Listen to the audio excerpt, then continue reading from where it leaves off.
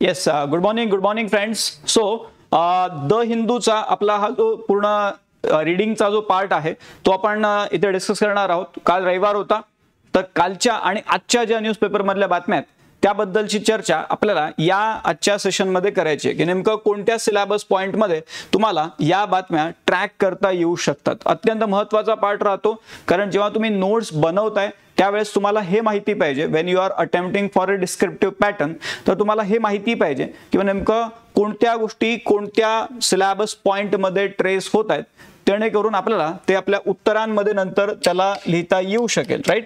So जर तुम्हाला ते उत्तरांमध्ये वापरायचंय तर इन दॅट केस तुम्हाला हे माहिती पाहिजे की कुठे त्याचा वापर नेमका होतोय. सो त्यासाठी आपली ही सिरीज आहे. नाउ बिफोर स्टार्टिंग दिस, आपला जो एक्झिस्टिंग जे वेगवेगळे इनिशिएटिव्ह आहेत त्याबद्दल आपल्याला काही माहिती असली पाहिजे. एनसीईआरटी आपल्या या पूर्ण प्रिपरेशन मध्ये एक बेसिक पार्ट आहे जो करणं म्हणजे असं आहे की नाही करणं ऑप्शनच नाही त्यामध्ये. Right. You need to do that. So in that case NCERT foundation series आपण सुरू केलेली आहे आणि आपलं 25 तारखेपासून सुरुवात झालेली आहे. सध्या आपले एनसीईआरटी जॉग्राफीचे डिस्कस होत आहेत आणि जॉग्राफीचे एनसीईआरटी नितीन सर रोज रात्री 9 वाजता आपल्या याच युट्यूब चॅनलवरती डिस्कस करतायत. त्यामुळे प्रॉपरली त्याला डिस्कस केलं जाते, तर प्रॉपरली त्याला फॉलो करा. ठीक आहे. सो बाकी polity, history, economics, general science या सगळ्या एनसीईआरटी आपल्या व्यवस्थितपणे, म्हणजे असं 1-2 सेशन नाही तर प्रॉपर एक लॉंग डिस्कशन्स होणार आहेत. 26 जुलै ते 12 ऑगस्ट पर्यंत जॉग्राफीचे एनसीईआरटी आपल्याला चालणार आहेत. So in that series you will get the entire basic idea about all these NCERTs. त्यामुळे नक्की ह्याला फॉलो करत राहा. रोज रात्री 9 वाजता या युट्यूब प्लॅटफॉर्मवरती तुमचे हे सेशन्स होत आहेत. ठीक आहे. त्यासोबतच जे एमपीएससी राज्यसेवा पूर्व परीक्षेची तयारी करतात आता, त्यांच्यासाठी ही व्हॅल्यू ॲडिशन सिरीज आपण सुरू करतोय आणि 28 जुलैपासून ही सिरीज सुरू होणार आहे. म्हणजे बेसिकली आपण म्हटलं किंवा आजच म्हणता येईल, आज 28 जुलै आजपासून ही सिरीज सुरू होणार आहे आणि ही सिरीज जी आहे ही पण तुम्हाला अत्यंत महत्त्वाची राहणार आहे if you are preparing for राज्यसेवा प्रिलिम्स 2025. ठीक आहे. सो एमसीक्यू फॉर्मॅटमध्ये डिस्कशन होणार आहे किंवा नेमकं काय काय गोष्टी तुम्हाला गरजेच्या आहेत. देन आपल्या या प्लॅटफॉर्मवरती करंट कनेक्ट नावाचा हा एक नवीन जो आपण पार्ट सुरू केलेला आहे. यामध्ये वेगवेगळ्या मुद्द्यांवरती इश्यू स्पेसिफिक आपण चर्चा करतोय. सो हायली इम्पॉर्टंट सिरीज आहे, कारण एखादा मुद्दा आपण या आत्ता जे आपण लेक्चर बघतोय त्यामध्ये आपण काय करतोय, द हिंदू न्यूजपेपर जो आहे तो ट्रॅक करतोय किंवा जीएस मध्ये कुठे कुठे ह्या बातम्या येऊ शकतात. इथे आपण काय करतोय, इश्यू स्पेसिफिक जातोय. म्हणजे वेगवेगळे मुद्दे, आता जीआयडॅक कॉन्ट्रोवर्सी आहे, एक्झिऑम 4 मिशन आहे, क्यूएस वर्ल्ड युनिव्हर्सिटी रँकिंग आहे, त्यानंतर recently national sports governance bill बद्दल आपण डिस्कशन केलं. त्यानंतर आपण वेगवेगळे मुद्दे जसं डंकी रूट केस जो आहे तो त्याबद्दल आपण बोललो. आता अजून जे पाईपलाईन मध्ये आहे त्यामध्ये India UK free trade agreement बद्दल आपण चर्चा करणार आहोत. त्यासोबतच आपलं जे Nisar, NASA ISRO synthetic aperture radar, हे जे निसार सॅटेलाइट आहे त्याबद्दलची चर्चा आपण या करंट कनेक्टच्या सेशन्स मध्ये करणार आहोत. त्यामुळे हे देखील व्यवस्थितपणे फॉलो करत राहा. Now let's start with the newspaper sessions here 27 जुलै 2025. म्हणजे कालचा जो पेपर होता, कालच्या पेपरमध्ये काय काय बातम्या आपल्याला महत्त्वाच्या होत्या. पान नंबर 1 वरती जीएस पेपर 2 इंटरनॅशनल रिलेशन्सच्या पॉइंट ऑफ व्ह्यूनी ही एक बातमी आपल्याला जे बघायला मिळते, ज्यामध्ये Modi Muizzu signal reset in bilateral ties.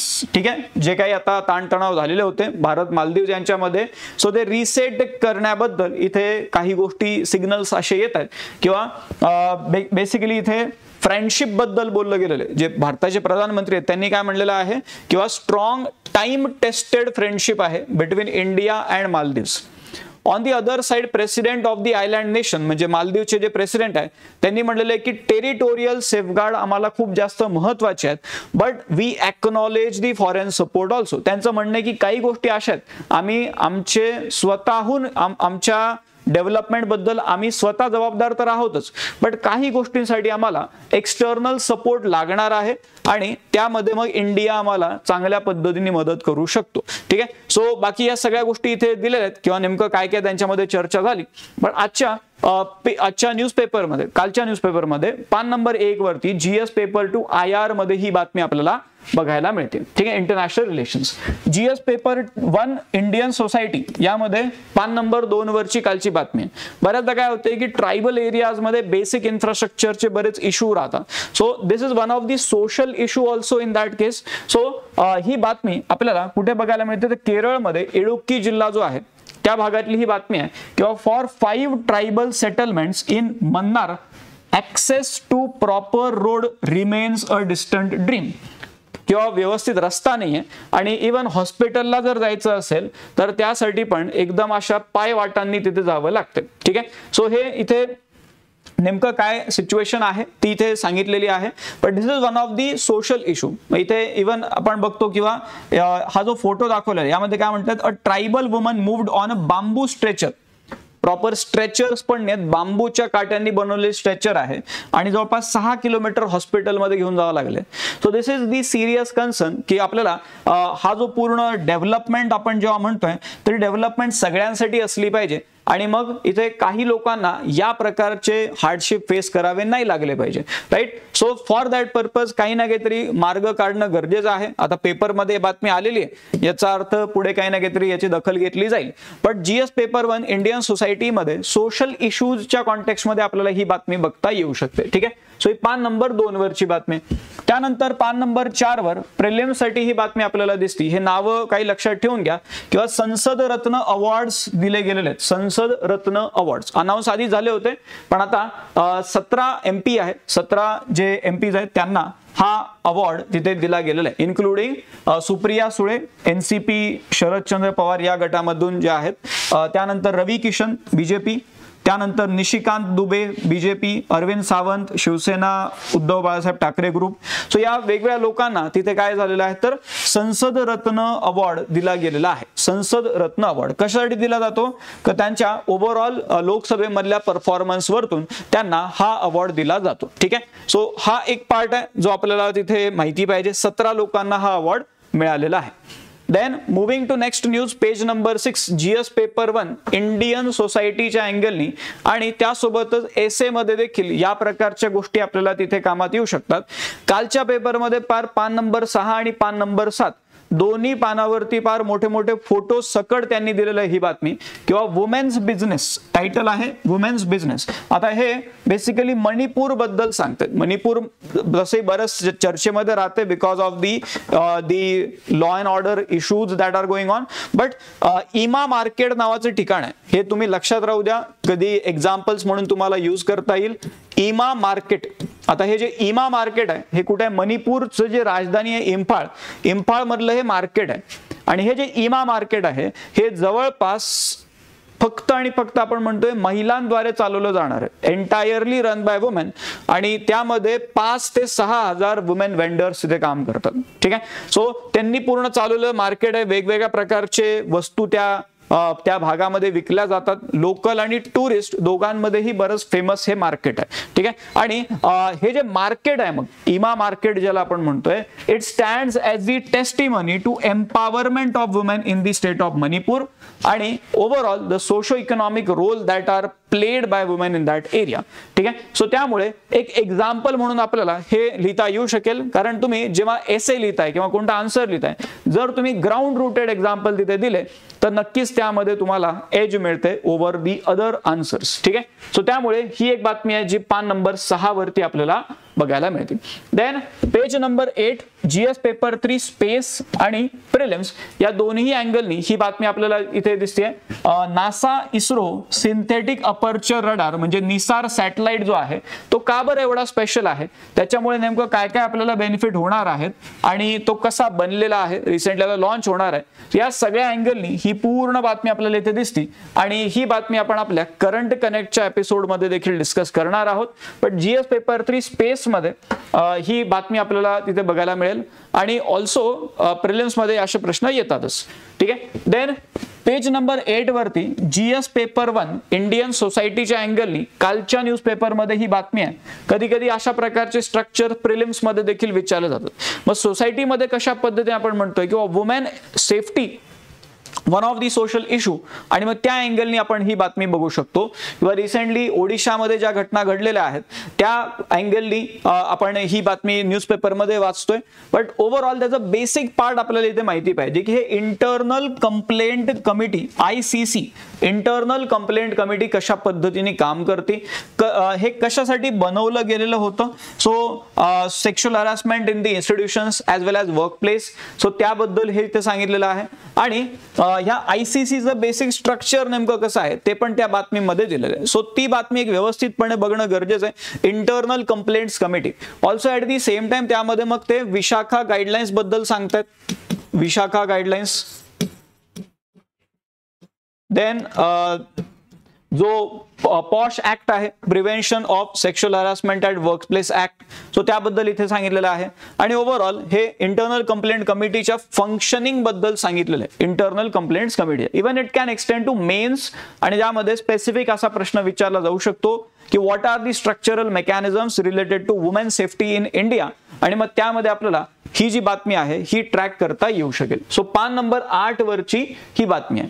Then पान नंबर 8 वरतीच GS पेपर टू IR आणि प्रिलिम्स या दोन्ही अँगलनी आपल्याला अजून एक बातमी तिथे दिलेली आहे की what does new UK India trade deal entail. नेमकं याचं पर्पज काय आहे, याच्यामधून काय काय होणार आहे ते प्रॉपर क्वेश्चन आन्सर फॉर्मॅटमध्ये हे सांगितलेलं आहे. Even we will be having one dedicated video on this, ज्यामध्ये आपण करंट कनेक्टच्या एपिसोडमध्ये UK India free trade deal बद्दल इथे इलॅबोरेटेड वे मध्ये चर्चा करणार आहोत. ठीक आहे. सो पान नंबर 8 वरची बातमी, याच्याबद्दल ऑलरेडी आपण मागच्या 2 दिवसांपासून तसंही डिस्कशन करतोच आहोत. ठीक आहे. सो प्रिलिम्स मध्ये पण आपल्याला ही बातमी तिथे बघता येऊ शकेल.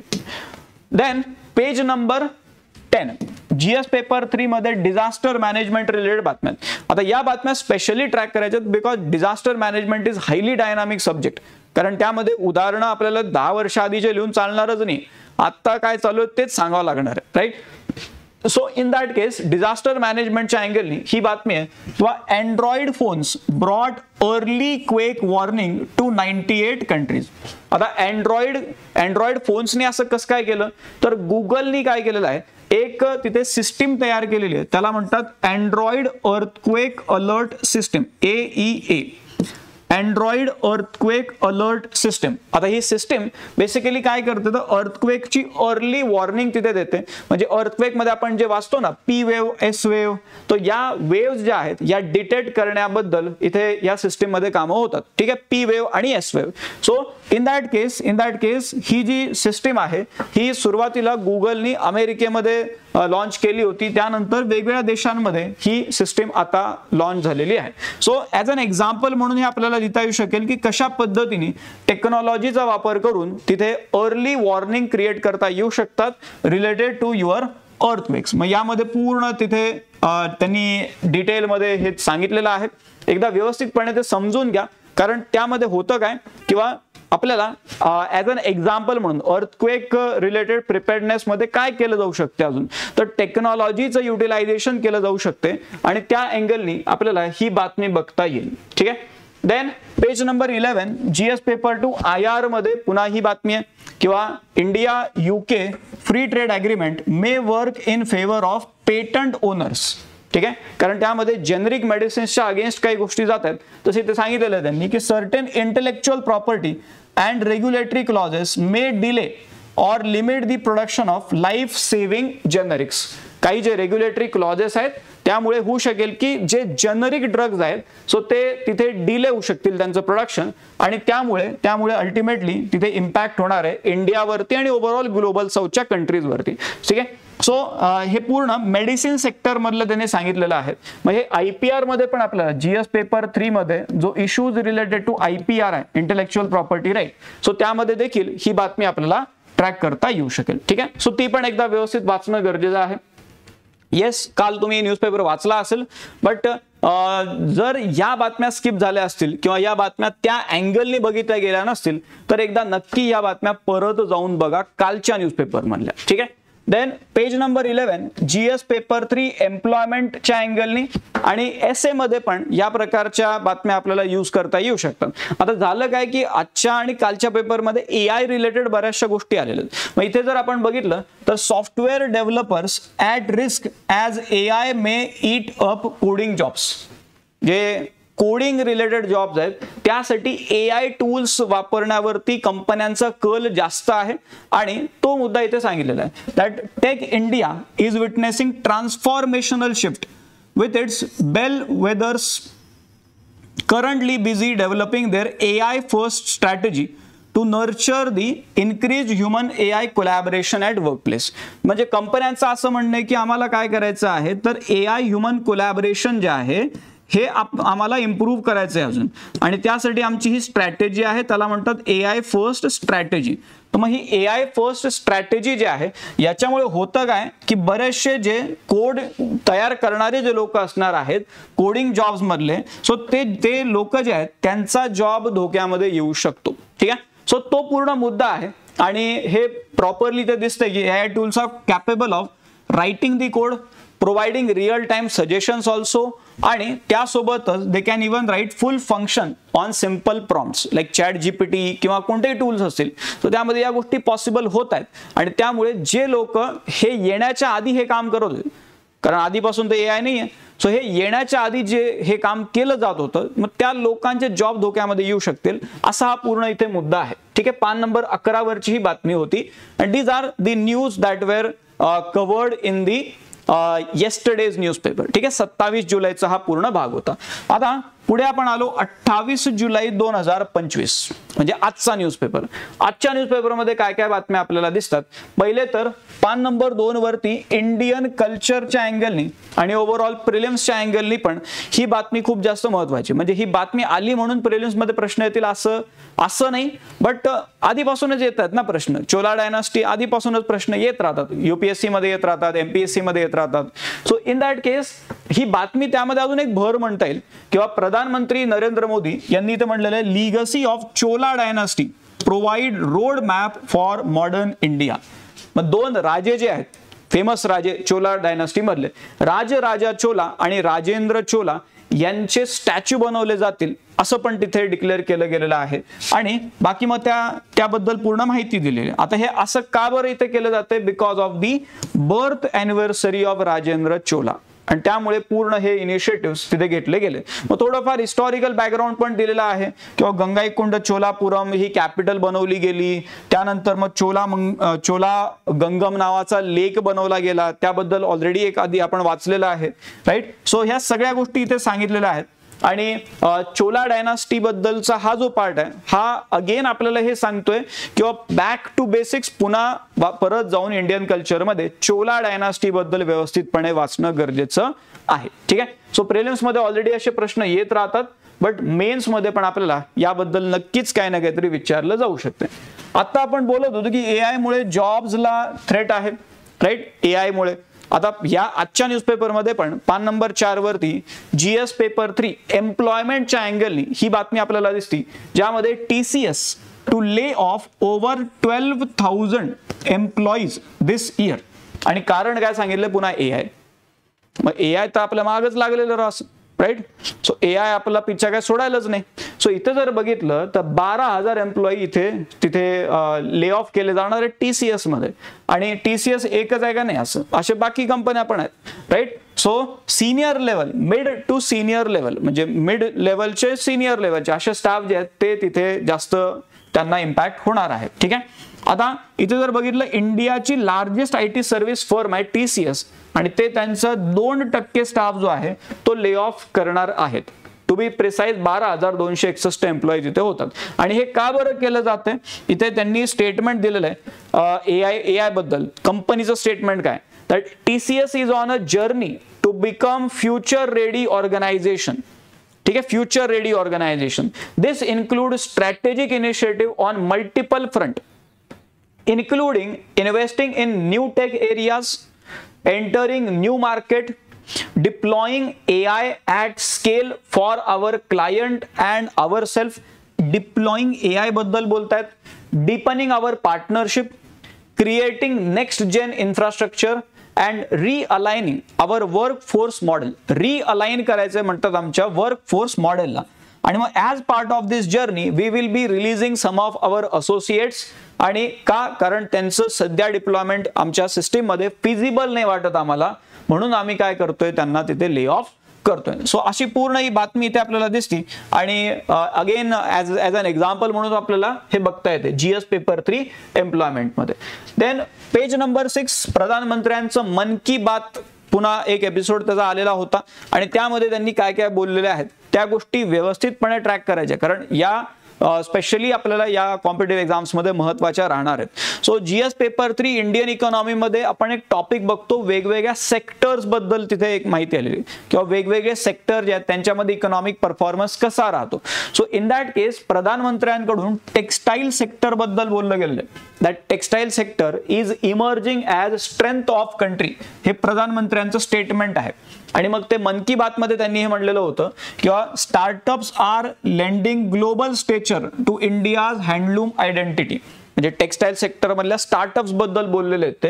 ही also underscore the rising interest in science among children post Chandrayaan 3 launch. वेगवेगळ्या मुद्द्यांवरती चर्चा झाली, त्यामध्ये टेक्सटाईल सेक्टरवरती त्यांचा स्पेशल भर तिथे होता. आणि मग खादीचं मेन्शन टेक्सटाईल म्हणल्यावरती तिथे झालेलं आहे. ठीक आहे. सो बरेचसे एक्झाम्पल्स पण येतात. आता याच्यामध्ये काय की बरेचसे उदाहरणं आपल्याला इथे कामात येऊ शकतात.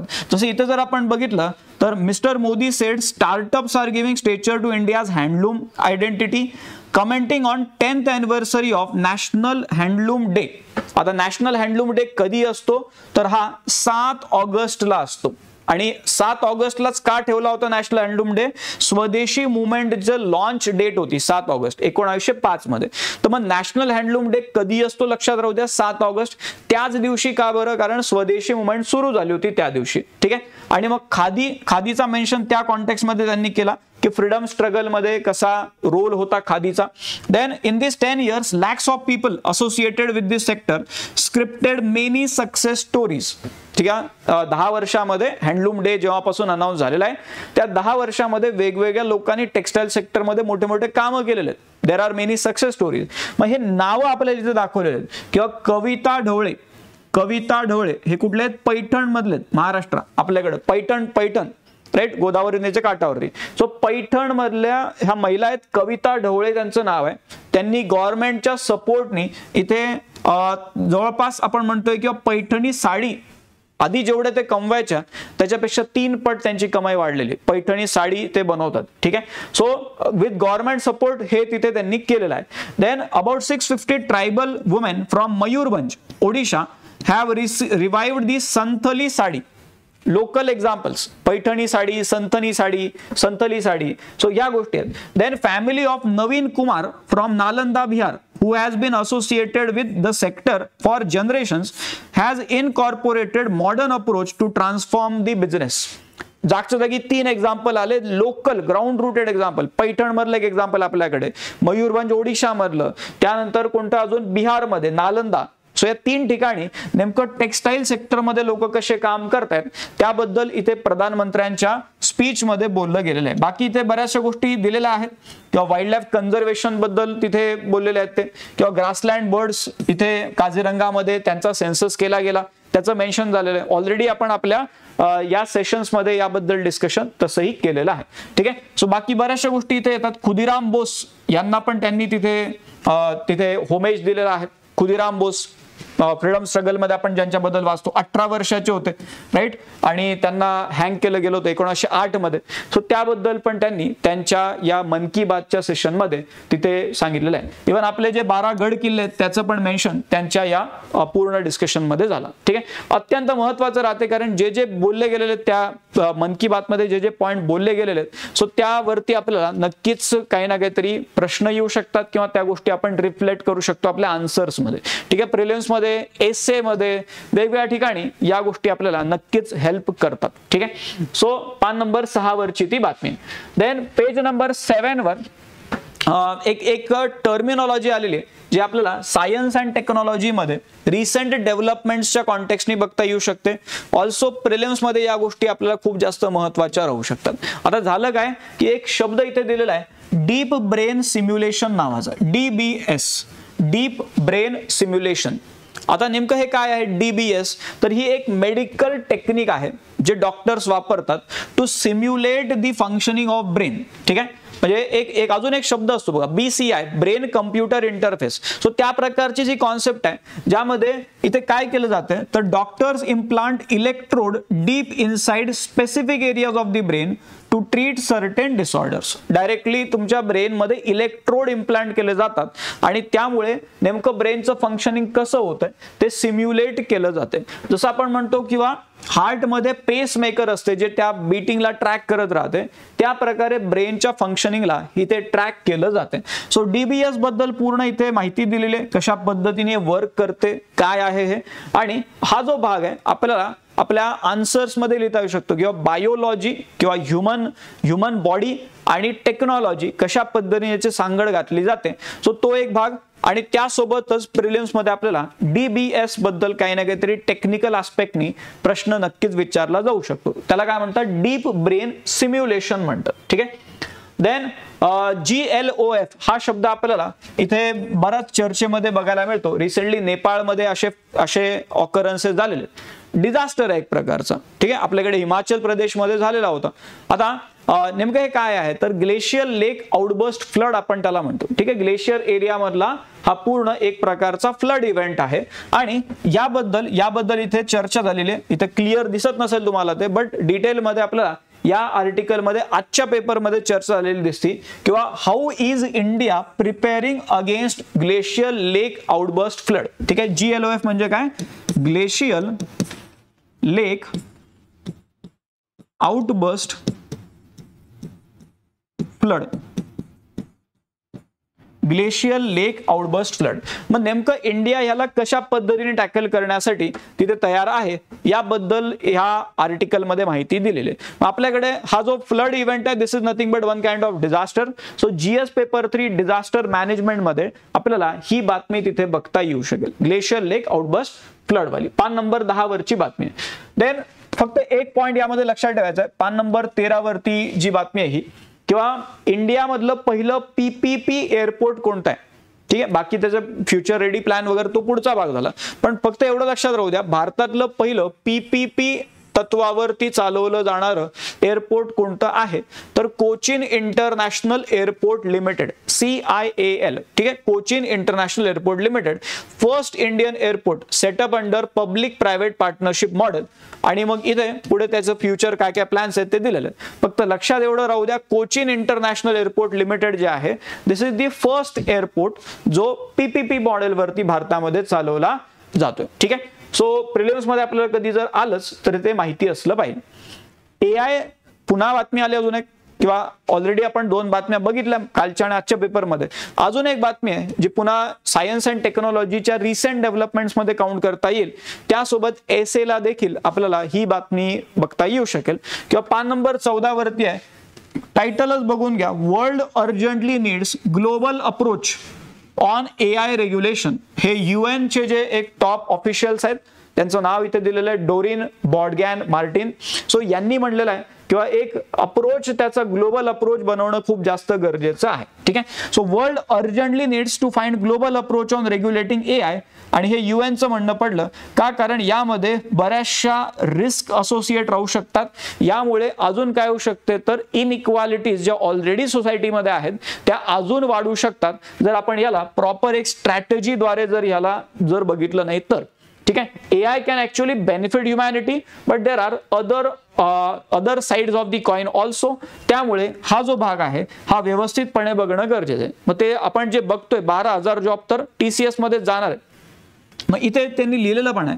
So it can be like काय रिस्क आहेत यामध्ये तर it can be including fears of mass job losses. फक्त छोटे मोठे मास लेवलवरती जॉब लॉसेस होऊ शकतात. त्यानंतर डीप फेक्स जे आहेत म्हणजे लोकांचे जे आयडेंटिटीज आहेत ते तिथे त्यांच्या कन्सेंटनुसार दुसऱ्या पद्धतीने दाखवलं जाणं. सो डीप फेक्स राहू शकतात. डिसइन्फॉर्मेशन क्रिएट होऊ शकते, चुकीची माहिती लोकांपर्यंत पोहोचू शकते. त्यानंतर सोशल फॅब्रिकच तो जो आहे तो ब्रेक होऊ शकतो. समाजामध्ये वेगवेगळ्या अशा गोष्टी होऊ शकतात की ज्या अगेन सोसायटीच्या हार्मनीला डॅमेज करतील. सो या सगळ्या गोष्टींमुळे युएनचे जे ह्या ज्या ऑफिशियल्स आहेत त्यांचं म्हणणं पडलं किंवा याला ग्लोबल अप्रोच आपण डिफाईन करणं गरजेचं आहे. कशा पद्धतीने तुम्ही याला रेग्युलेट करणार आहात त्याबद्दल. सो ही बातमी पान नंबर 14 वरती आजच्या पेपरमध्ये आलेली आहे. अगेन इन दी एंड या 2 दिवसाच्या बातम्या झाल्या तुमच्या. इन दी एंड एनसीईआरटी पुन्हा एकदा किंवा आज पुन्हा कालपासूनच सुरू झालेले ज्योग्राफीच्या एनसीईआरटी आपल्या बट आज पुन्हा तुम्हाला रात्री 9 वाजता यायचे ज्योग्राफीच्या एनसीईआरटीज आपल्या सुरू आहेत आणि त्यामध्ये प्रॉपर डिटेल्ड वे मध्ये डिस्कशन सुरू आहे. ठीक आहे. So just take the benefit of this series. पुन्हा एकदा मी सांगतोय अगेन यामध्ये कोणतीही कॉस्ट वगैरे काहीच नाहीये आणि एनसीईआरटी चा कोणता काही दुसरा काही ऑप्शन नाही आहे. त्याला जरी कोणी काय म्हणलं तरी हे समजून घ्या एनसीईआरटीला दुसरा काही ऑप्शन नसतो. एनसीईआरटी तुम्हाला वाचाव्याच लागतं specially when you are preparing for the descriptive pattern. ठीक आहे. सो त्यामुळे ज्योग्राफीच्या एनसीईआरटी आपलं डिस्कशन सुरू आहे. त्यानंतर पॉलिटी, हिस्ट्री, इकॉनॉमिक, सायन्स या सगळ्या एनसीईआरटी आपल्याला डिस्कस होणार आहेत आणि इलॉंगेटेड वे मध्ये एकदम असं आहे की 2-4 दिवसच नाही तर 26 जुलै पासून सुरू झालेली सिरीज 12 ऑगस्ट पर्यंत चालणार आहे ज्योग्राफीची आणि तेवढा पुढे तसाच वेळ पुढे वेगवेगळ्या एनसीईआरटीला दुसऱ्या विषयांच्या देखील दिला जाणार आहे. जे राज्यसेवा पूर्वची तयारी करतात त्यांच्यासाठी पुन्हा आजपासून ही सिरीज सुरू होते ज्यामध्ये आपण प्रेडिक्टेबल जे सगळे एमसीक्यूज आहेत ते प्लस प्रीवियस इयर क्वेश्चन्स याची चर्चा करणार आहोत जे या वर्षीच्या परीक्षेसाठी अत्यंत महत्त्वाचे राहू शकतील. ठीक आहे. सो हे सिरीज आजपासून सुरू होती आहे. आज इंट्रोडक्शन असेल त्यानंतर उद्यापासून 29 जुलैपासून आपल्याला ज्योग्राफीचे हे लेक्चर्स बघायला मिळतील.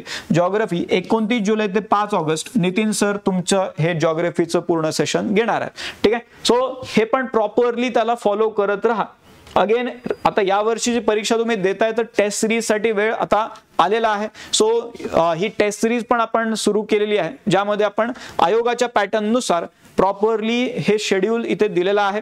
राज्यशास्त्र, इतिहास, अर्थशास्त्र, भूगोल प्रत्येक विषय आणि त्याच्यात चालू घडामोडी ज्या आहेत त्या चालू घडामोडीचा देखील पार्ट या प्रत्येक टेस्ट मध्ये इन्क्लूड केलेला आहे. ठीक आहे. सो ही सुरू झालेली आहे. आता 3 ऑगस्टला पुढची टेस्ट आहे अर्थशास्त्राची. नक्की जॉईन करा. ऑनलाईन मध्ये पण अवेलेबल आहे, ऑफलाईन मध्ये पण आहे. ऑफलाईन मध्ये तुम्ही पुणे, नाशिक, छत्रपती संभाजीनगर या आपल्या सेशन्सला या आपल्या पूर्ण जे आपले हे आहेत सेंटर्स आहेत तिथे येऊन तुम्ही ह्या टेस्ट अटेम्प्ट करू शकता. ठीक आहे. खाली इथे नंबर दिलेला आहे. अधिक माहितीसाठी कॉल करा. खाली स्क्रोल पण होत आहेत नंबर. ठीक आहे. इन दी एंड हे जे काही आपण बोलतोय याचं पूर्ण जे नोट्स आहेत हे तुमच्या इग्नाइट UPSC MPSC या टेलिग्राम चॅनलला ऍड होत राहतात. त्यामुळे हे चॅनल सबस्क्राईब करून घ्या. या व्हिडिओच्या डिस्क्रिप्शन बॉक्स मध्ये देखील तिथे लिंक दिलेल्या असतील. इंस्टाग्रामची पण लिंक आहे ते जॉईन करून घ्या. YouTube चॅनल आहे ते सबस्क्राईब करून ठेवून घ्या. ठेवलंच असेल तुम्ही, नसेल ठेवलं तर ठेवून घ्या कारण महत्त्वाचे नोटिफिकेशन्स तुम्हाला तिथे लगेच फोनवरती येऊन जातात. बाकी कॉन्टॅक्ट नंबर तर आहेच, कधीही फोन करा काही जरी वाटलं तरी. ठीक आहे. सो असा पूर्ण भाग आहे. मग कालचा आणि आजचा द हिंदू जो आहे तो सिलेबस पर्स्पेक्टिव्हनी आजच्या या सेशन मध्ये आपण डिस्कस केलेला आहे. अशाच बातम्या घेऊन आपण उद्या पुन्हा भेटू आणि तोपर्यंत हे वाचून ठेवा. ही ऍक्टिव्हिटी जी आहे न्यूजपेपर रिडिंग वाली ही तुमच्या बाजूनेही तेवढीच मेहनत एक्सपेक्टेड आहे. जे फक्त इथे आपण सांगतोय की या बातम्या कुठे कुठे वाचायच्या मग त्याच बातम्या जाऊन वाचून घेतला तर तुमचा उरलेला वेळ जो आहे तो वाचून जाईल रादर दॅन फाइंडिंग किंवा कोणती बातमी वाचून कोणती नाही. ठीक आहे. तेवढंच वाचून घेतलं तरी इनफ होऊन जाईल. तुमची वाचण्याची सवय डेव्हलप होईल आणि कंटेंटही कव्हर होऊन जाईल. ठीक आहे. सो थांबू आपण आता इथे. Thank you very much.